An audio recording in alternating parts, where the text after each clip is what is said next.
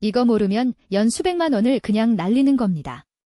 대출을 받았을 때 투자하는 건 좋은 일로 보이지만 실제로 그런 게 아닙니다. 많은 사람들이 이 방법을 쓰고 있습니다만 그 결과는 수백만 원의 손실에 불과합니다. 금리율이 10%인 대출을 1,000만 원에 받았는데 연 5%의 이자율로 투자한다고 해도 1년이 지나면 5만 원의 이자가 발생합니다. 반면 같은 금액을 대출받아 2%의 금리율로 5년간 보관한다면 5년이 지나면 약 1,050만 원이 된다는 뜻입니다. 이는 대출을 이용한 투자가 단기적인 이익만을 추구했을 때 발생하는 결과입니다. 대출을 받았던 사람 중 9명 중 8명이 이 방법을 잘못 사용하고 있습니다. 그들 중 절반은 연 500만 원 이상의 대출을 받은 뒤 투자할 수단을 알리지 못하여 금전적인 어려움을 겪고 있습니다. 이 중 20%는 연 1만 원의 이자율로 대출을 받았지만 1년이 갔다가 다시 대출을 받기 위해 반대적 수익을 내고 있는 상태입니다. 이는 이에 대한 피해 금액이 10억 원 이상에 달하는 것을 의미합니다.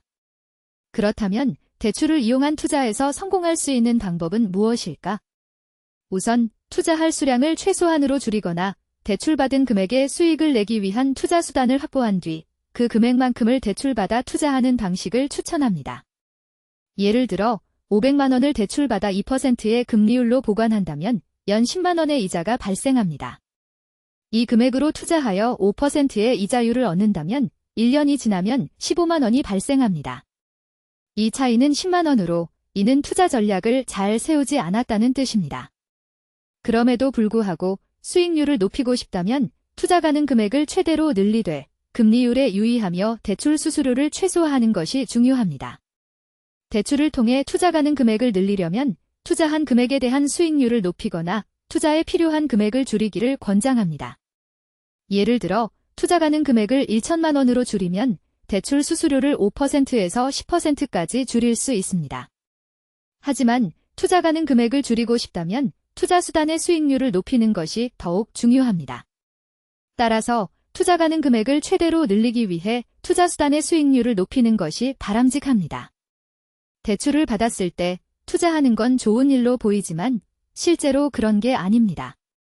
많은 사람들이 이 방법을 쓰고 있습니다만 그 결과는 수백만 원의 손실에 불과합니다.